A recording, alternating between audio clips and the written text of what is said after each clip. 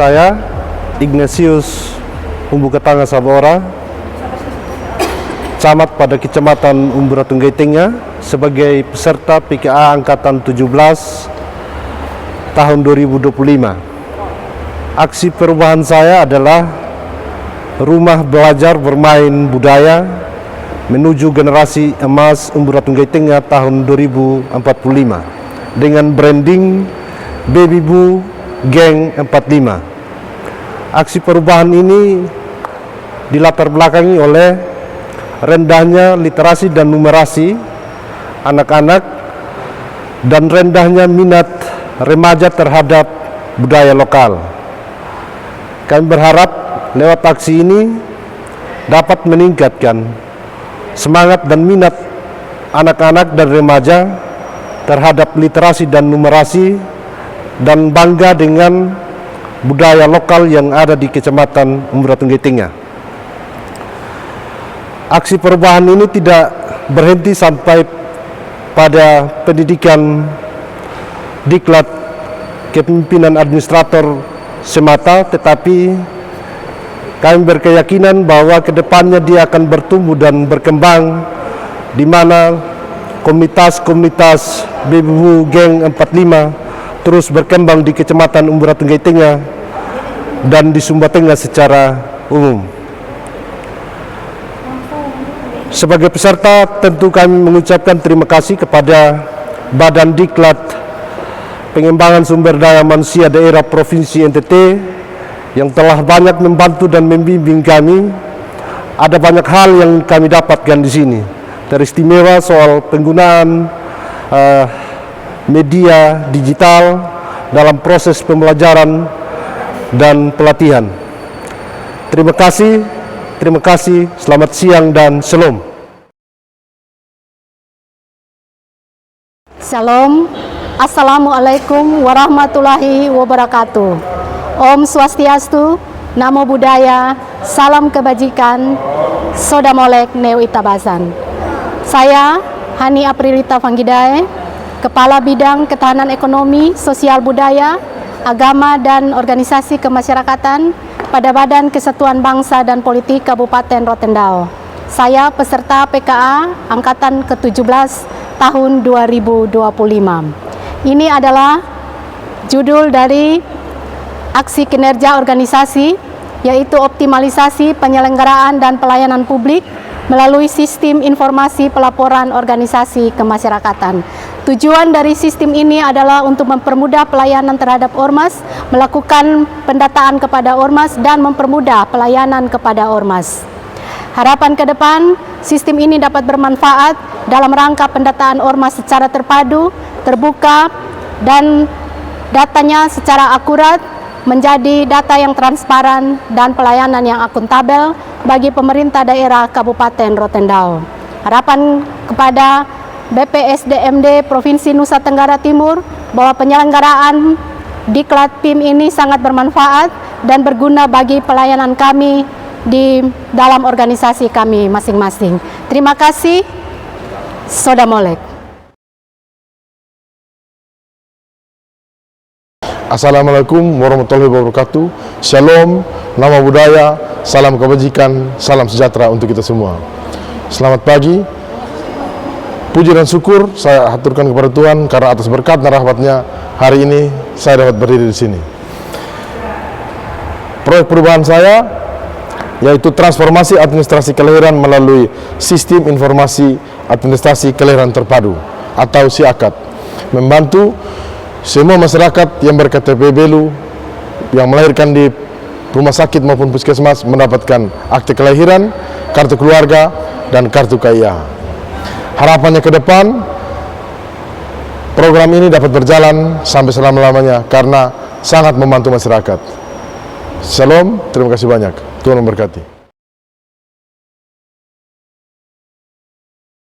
Salam sejahtera buat kita semua. Saya Dr. Yulia Angelina Krones, MPH, sebagai PLT Direktur Rumah Sakit Umum Daerah Kabupaten Rotendao.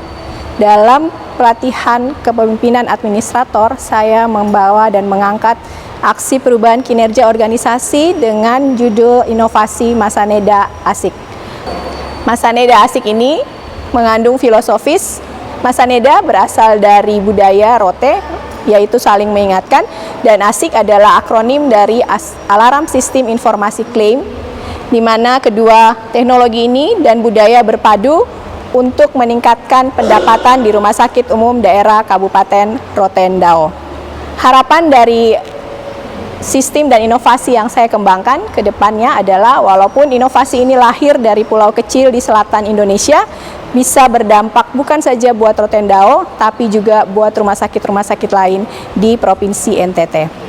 Demikian yang bisa saya sampaikan. Terima kasih, Soda Molek.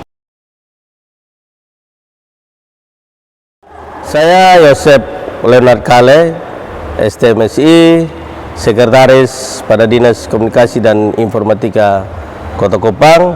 Saya akan memperkenalkan aplikasi dengan judul Optimalisasi Pengelolaan Aset melalui Sistem Informasi Aset Terpadu Lengkap Andal atau disingkat SI-Atlas.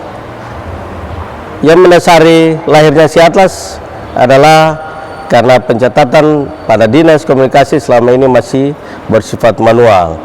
Maka lahirlah SI-Atlas yang dimana tujuan atau manfaatnya adalah untuk meningkatkan tata kelola aset yang lebih transparan dan akuntabel.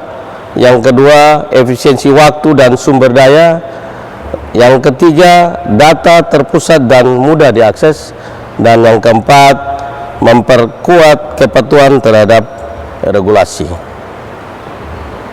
Kami juga menyampaikan terima kasih kepada PPSDM Provinsi NTT yang telah membimbing kami dalam proses pelatihan dari awal sampai akhir, sehingga kami merasakan betul manfaat dalam proses kepelatihan.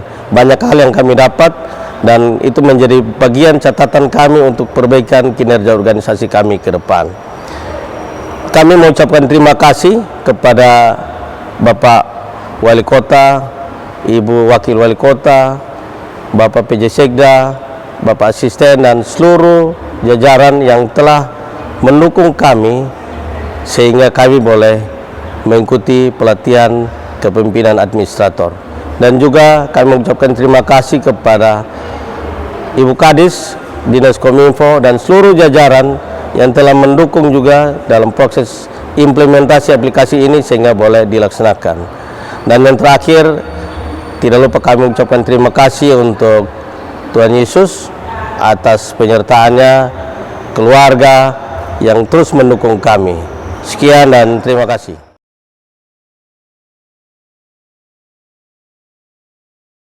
Salam, selamat pagi. Saya Dr. Kuji Lita Kemala Riukaho. Saya adalah Kepala Bidang Pencegahan dan Pengendalian Penyakit di Dinas Kesehatan Kabupaten Kupang. Saya salah seorang peserta dari pelatihan PKA Angkatan 17. Inovasi saya adalah GADARVA, Gerakan Sadar Vaksin Anti Rabies, dalam upaya pencegahan dan pengendalian rabies di Kabupaten Kupang. Ada 5 unsur penting di dalam GADARVA ini. Yang pertama adalah edukasi pada masyarakat untuk menjelaskan tentang bahaya rabies dan manfaat vaksinasi dan serum anti rabies bagi keselamatan masyarakat. Yang kedua adalah sweeping untuk setiap kasus gigitan hewan penular rabies di daerah yang terindikasi. Yang ketiga adalah melakukan pencatatan atau pendataan terhadap setiap kasus gigitan hewan penular rabies. Yang keempat adalah pelaporan yang real time, jadi segera melaporkan setiap kasus gigitan hewan penular rabies. Dan yang kelima adalah kerjasama lintas sektor. Ini merupakan bagian yang tidak dapat terpisahkan dalam upaya pencegahan dan pengendalian rabies di Kabupaten Kupang. Latar belakang dari upaya inovasi saya ini adalah karena Kabupaten Kupang telah mengalami kasus rabies dan mengalami kematian akibat rabies yang menyebabkan Kabupaten Kupang menjadi salah satu kabupaten KLB atau kejadian luar biasa rabies. Dengan upaya dari Gadarfa ini, saya optimis kalau nanti Kabupaten Kupang akan terbebas dari KLB rabies dan Kabupaten Kupang akan menuju eliminasi rabies tahun 2030, sehingga Kabupaten Kupang emas dan bebas rabies bukanlah hal yang mustahil. Banyak terima kasih saya kepada pemerintah Kabupaten Kupang yang memberikan saya kesempatan untuk mengikuti kegiatan pelatihan ini. Yang berikut adalah kepada lembaga BPSDMD yang sudah membimbing dan juga memberikan arahan kepada kami untuk dapat melakukan berbagai upaya dalam inovasi ini. Saya juga terima kasih kepada keluarga dan juga kepada Tuhan Yang Maha Kuasa tentunya yang sudah menjaga dan memelihara saya dan juga teman-teman semua dalam mengikuti kegiatan pada kali ini, pelatihan ini. Akhir kata, saya ingin menyampaikan supaya setiap masyarakat dan terutama pemerintah Kabupaten Kupang untuk terus mendukung upaya pengendalian rabies Gadarfa sehingga Kabupaten Kupang bebas rabies. Sekian dan terima kasih. Salam.